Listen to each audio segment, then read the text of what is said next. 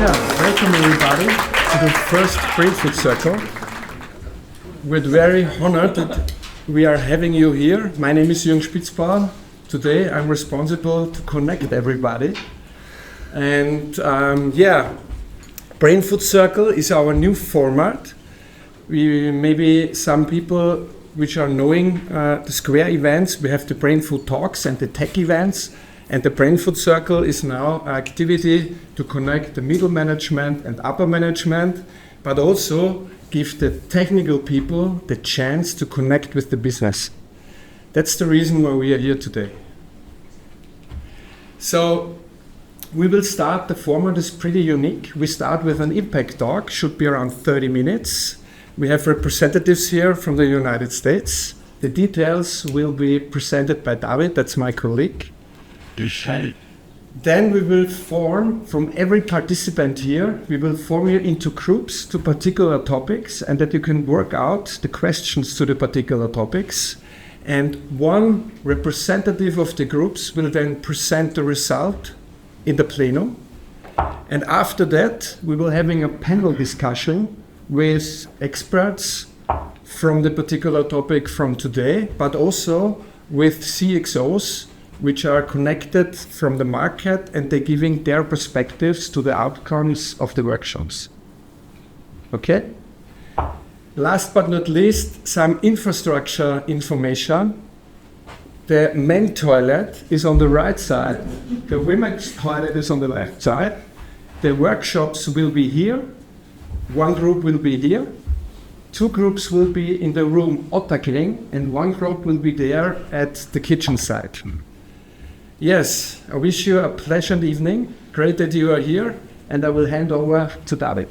Thank you. Thank you very much.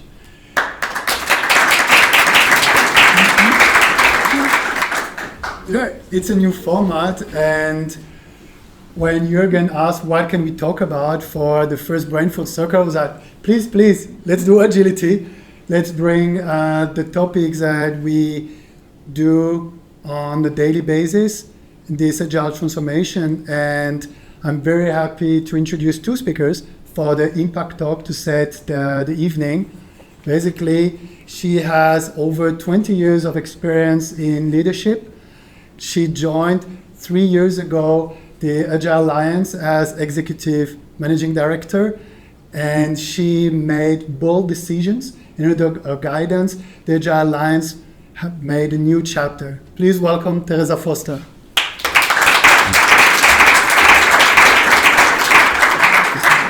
I speak? Yeah, please do. Okay. And to really Get on this chair here for everybody. and to make this a true impact talk and talk about this alliance between Agile Alliance and PMI, we'll welcome someone from the PMI board. She has 25 years of experience in IT software. She's been working at Abonate, leading projects directly in IT software. She's also a speaker and a teacher at university, Dr. Diane Alsing.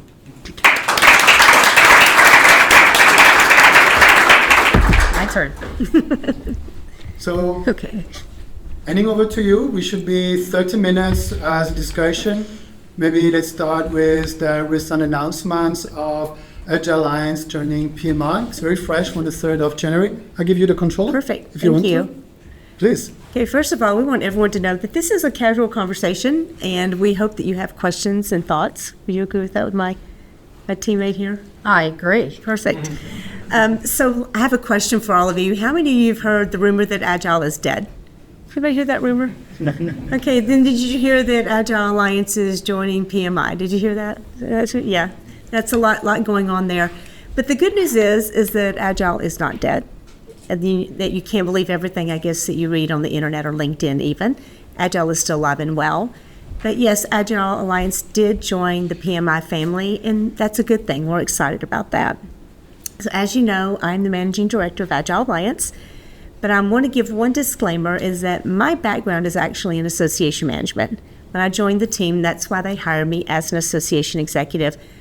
And for a while, I would say, oh, I'm an outsider looking in. And then Sandy and several others said, no, you can't do that anymore. You've been here 3 years. You're now ingrained in the structure. So I will still defer to my expert here on these things, but now I'm part of the Agile team. I find this is going to be a great balance for me as well. My background is, as you mentioned, I'm from Avanade, a joint venture between Accenture and Microsoft. So we deliver on behalf of Accenture Microsoft solutions. So my particular background is in ERP. Probably not the most agile of things to deliver. Everybody likes to know the requirements up front. We want to be agile, but we want to know everything up front. We want to know how much it's going to cost and how much it's going to take and all these things. So I as well am learning and finding it very interesting in different ways that we can deliver ERP and thinking differently because our clients are thinking differently. They want value faster. And that aligns a lot with PMI of why this partnership made a lot of sense. We want to make sure that we're giving professionals all the tools that they need in order to deliver projects successfully, but making sure we're delivering value, right? Not project management activities and things like this, but bringing the value that our clients and organizations are looking for. So we're going to talk a little bit of how we got here to this moment in time to talking to you about the Agile Alliance and the PMI coming together. How many of you knew that Agile Alliance is a nonprofit organization? Did you know that? Okay, some of you probably did. There's a lot of competition in the Agile industry for both nonprofit and for-profit, with nonprofit and for-profit organizations.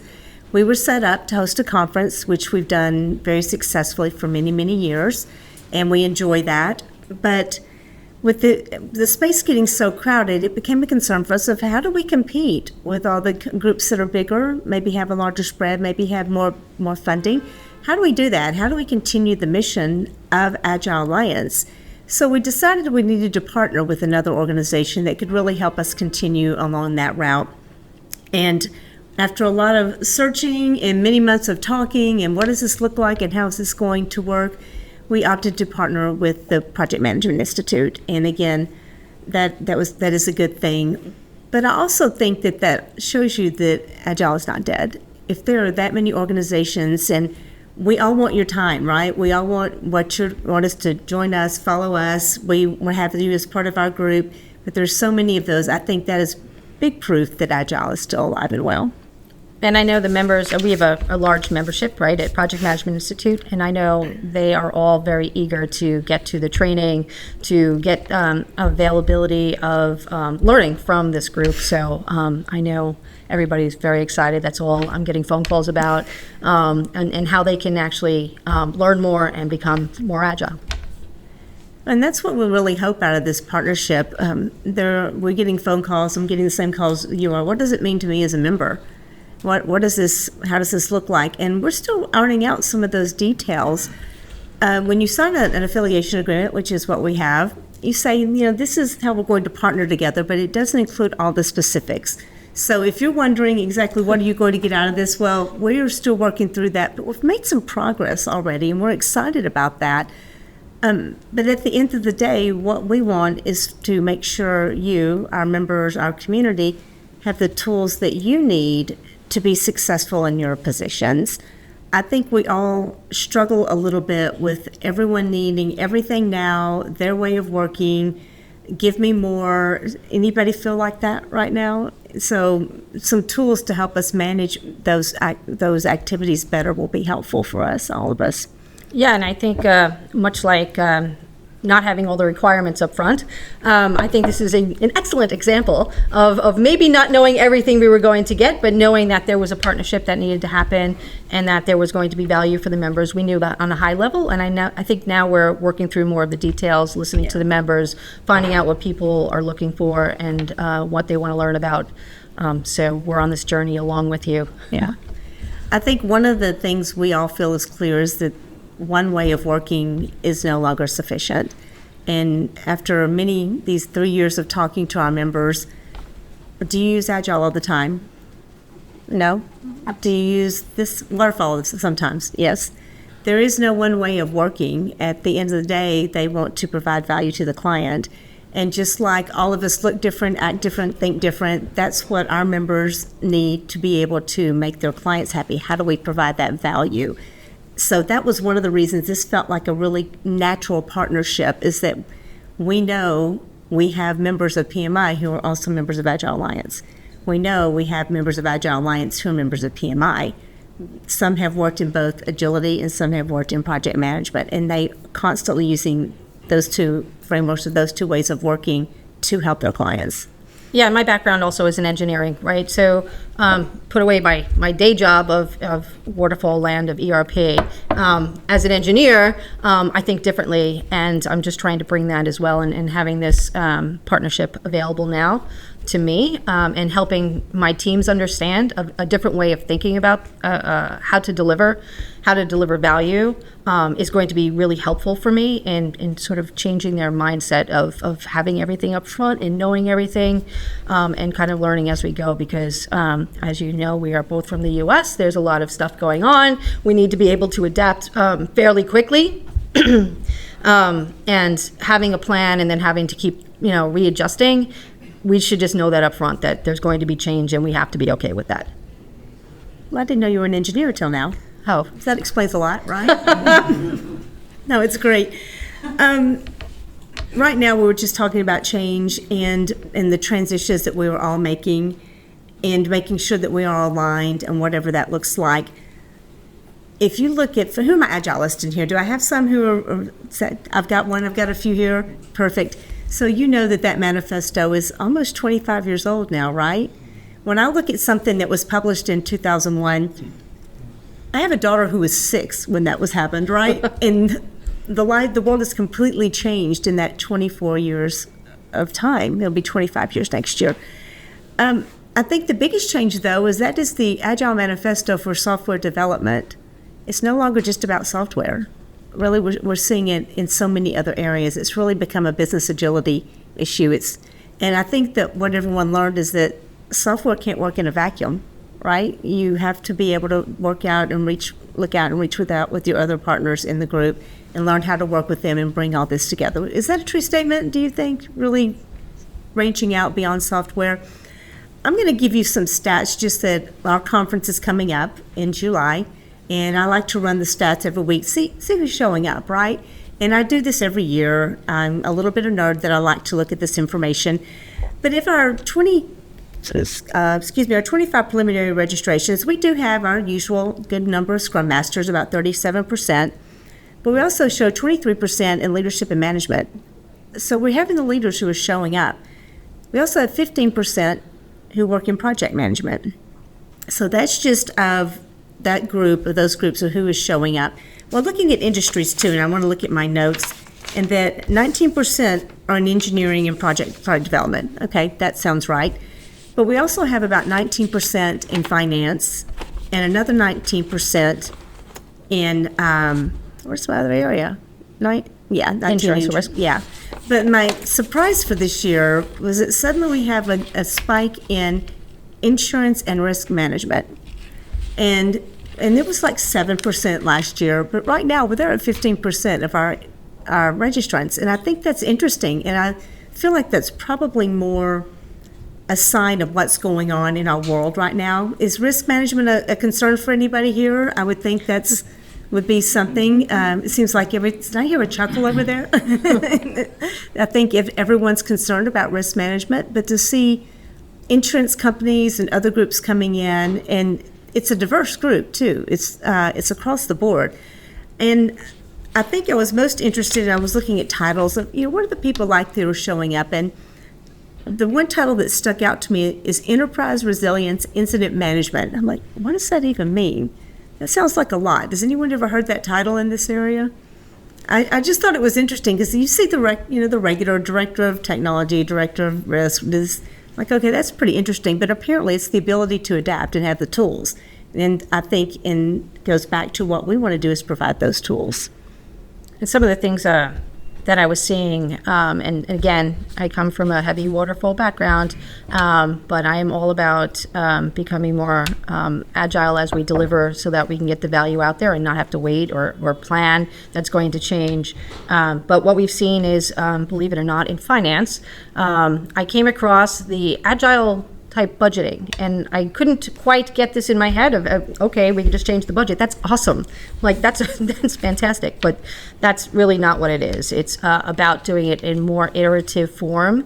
Legal doing Kanban boards of managing risk, and different areas that we're seeing agile type work happening. So it's really interesting of where it's evolving, and then I think that's what it is. It's evolving agility. So it's not dead. It is just evolving of different ways of using it. Well, don't you think, like anything else that has a hard start, that it does evolve and it does change based on what the group needs, right? This is something that's, we all change and we all grow. And I think that's what Agile has done. It's grown along with the group. I had a great conversation with one of my members from a large financial institution in the United States, and she works in human resources. I'm like, well, how's that working, agility and human resources? And she's like, it's for this particular company, they went really strong in 2017 in Agile. They're like, yes, everything's Agile. That's what we're doing. Then they backed off of it. And what she found, now she has a bit of an HR problem that her Agilists are like, we don't have the autonomy that we had. So they're feeling a little like this is not what I signed up for, right? I'm like, well, how do we meet in the middle to use the tools that makes senior leadership management happy, the Agilist and the other team members happy? How do you bring those together and meet in the middle? And I think that's something that we can do as organizations. How do we do that? Yeah, I completely agree. And I have the opportunity to go out and talk to different companies. I actually talked to one of our competitors, and I asked them what their project managers were seeing and what their clients were looking for. And they said specifically industry-specific skills and the ability to deliver value faster, and finding ways to do that through a variety of different tools. So it's not just, I wanted to make sure I was getting perspective, not just what I'm seeing day to day, but how are other clients and companies thinking about this? And it seems pretty consistent that we need to be far more adaptable than we've been in the past. And I think this partnership is going to help us get there. So we're already starting, even though I said we don't have everything that we can announce right now. We are working on some projects together, and one is in the area of enterprise agility. And that is a topic that we're going to be covering at the Agile annual meeting in July. And we're excited about this because we feel like, once again, the manifesto is 25 years old. It's no longer just a software. It's spread out through all the different areas in business, teams working together, speaking common language, sharing the same tools. So how do we make sure that we're providing the tools on an enterprise level, no longer just for software? Do your lucid charts work as well in this area as they do in software? Which tools are you using that could be cross-transferable that won't scare off the HR or the finance people? That look, what are these things?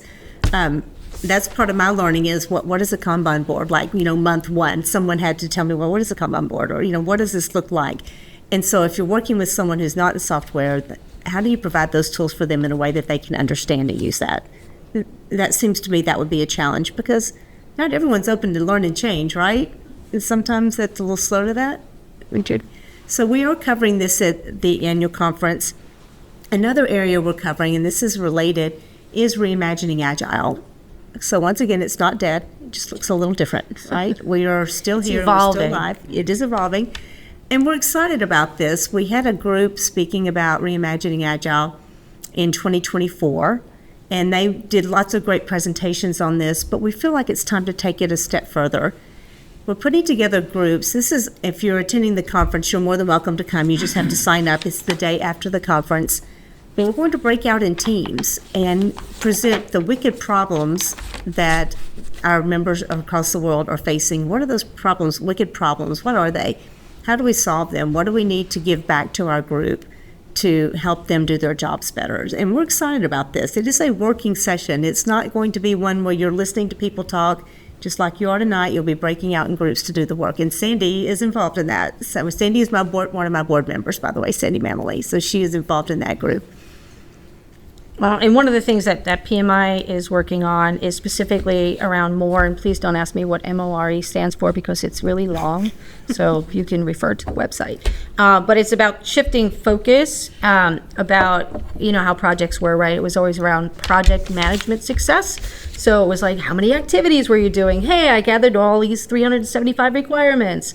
And it's shifting from project management success to project success, right? The outcomes that our projects are delivering, and not just about the activities that happen to get there.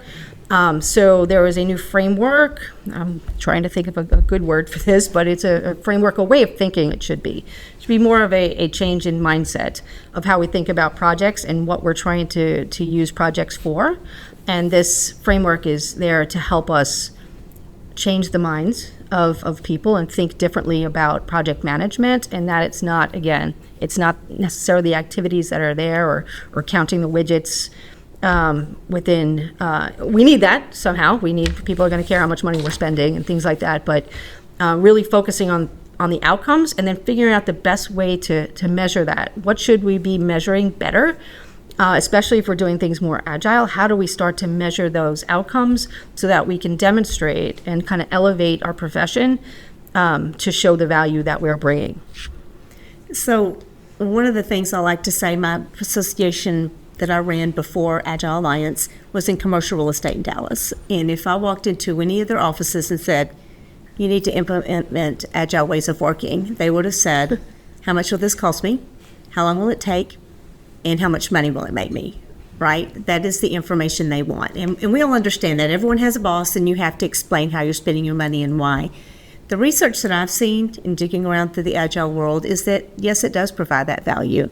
But how do we give them specific answers? Because you don't know, right? You can say we have the data that it increases your teamwork, the value is there, but those are hard answers. I think we all need to be prepared to answer, especially now when budgets are cut. People are rethinking how they're investing. We want them to invest in the agile way of working and make those decisions to use their dollars like that. Then we think about the other value that's not necessarily measured, but the teams that are on the ground delivering these projects and these initiatives, you want to retain them. And I think being able to show them and have them feel the value that they're bringing instead of saying, how many, again, counting the widgets, I think that is going to help in retention within organizations. So people start to see that they can dotted line what they're doing to the value it's bringing for their clients or their organizations. And I think that's amazing to be able to show that. And, for, me personally within my organization, I want to know that I'm bringing value, and I want to be able to demonstrate that, especially, during times of review of what I've done, to be able to, show that value and to feel that value, because people really want to know that they're doing meaningful work. Okay, that's really a key point, is that the work they're doing meaningful, is the client getting what they need. I think that is a very key point, because we all want to do good work, right? We all want to see that. So how do you show that as well? Through your outcomes. Yeah. Yes, and hopefully this is one of the sessions that's going to happen later. Yeah, roundtable. How should we be measuring? Yeah. What is the right way? And by the way, we do want your input. If you have questions or thoughts, we have a board over here that David gave for us, and we write your questions down and put them up there. We're happy to address those. If you have ideas or thoughts of what does it look like working together, we would love to have that feedback. I will admit selfishly, I'm here for, that is one of the reasons I'm here. I do want to hear from you and what your thoughts are. That's important to me, because it could look many different ways. And unless we hear from members, that's where we get our best information. Same thing on the PMI side of the house. I want to make sure that we're making good decisions for our members and making sure that they're getting the value from their membership, and that they're getting the tools and techniques and things that they need to be successful as well, and have a nice long career in doing what they love, which is delivering value. So, by the way, one point I think you made that I want to make sure that we relate to the group is this is not a merger of methods, right? It's way more than that. It's we want to maintain our relevance in all of our areas, and this is a great way to do that. Yeah, and it should be additive, right? We should be finding the right ways to deal with today, not of the past, but going forward, and what we're going to need to be successful in the environment that we're in today and not in the past. Well, and tomorrow, who knows what's going to happen tomorrow? Yes. If everything's changing so quickly, I think artificial intelligence has sped up the rate of change, so much that it's hard for everyone to keep up with. But that's when an agile mindset really does come into play. Oh, yes, I agree. And it's one of the things we talk about a lot in talking to project managers about elevating roles, in that maybe, going back to how a project manager became a project manager. They were a project coordinator at one point. They were doing tasks that probably aren't going to be there anymore. So we have to find new ways of learning and new ways of bringing this type of education to our members so that they're able to hit the ground running and coming in at the right level to be able to take it forward, and still trying to find the right way to do that, because we know AI is going to change the way we work and the speed at which we work. So we're working on that as well. What are we missing? Any questions about the partnership specifically that we can answer? Could you tell us more about how the Agile Alliance will integrate in PMI? Disciplined Agile was integrated. Now it's, I think the certification will not be delivered at 4. It's okay. Will it be integrated in the common set of methods of PMI, or will it be a separate stream within the PMI? So that's a good question, and that's one of the things we're really working on. What does that look like? Just so you know, Agile Alliance maintains it's a separate corporation, so we are still Agile Alliance. I am, however, an employee now of PMI. So what that really brings, which is really nice, is Agile Alliance is a very small staff. We had 5 people at one time. By the end of the year, we were down to 3. So suddenly I have marketing, we have legal, we have accounting, we have so many things that are really valuable to me personally that I can rely on them. I can make one call and find someone to help. So that is one way that we're bringing them together, and we're wanting to partner on things. Discipline Agile is still there. In fact, PMI is a shared service center for support expansions. Well, and we are joining forces. We are part of the family. And just as an example, Disciplined Agile is holding a free training class after Agile 20XX in Denver this year. So if you have a Disciplined Agile certification, you can go get your training for free, and that's held in conjunction with our conference. So we're really wanting to bring them together, but also come together on the things like enterprise agility, and where we can say we bring these things to the table, and these are ways of working, these are tools. It's really more creating a toolbox for the community of how can we help you with the rate of change that we're experiencing right now. So there is integration and there's overlap, but there's still some identity for Agile Alliance as well, which was important to our community. And then you also have 14,000 volunteers at your disposal. That's always nice. Okay. Sorry. Do we need a for questions? Best would be to put them on the stickies, Okay. and then we can continue. Sorry, Joe. No.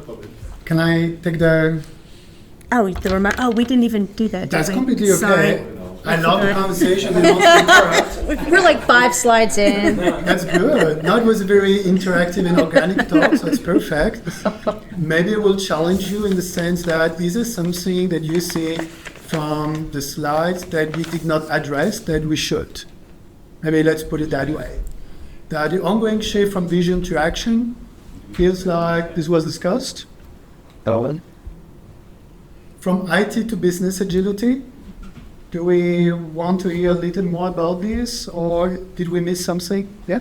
You may say something about agility and the construction field if you want, but you also say you don't feel like. I would love to have that conversation because people have asked me about this, and from an area where construction is huge, and I know that there's project management going on there, and I know that there's agility.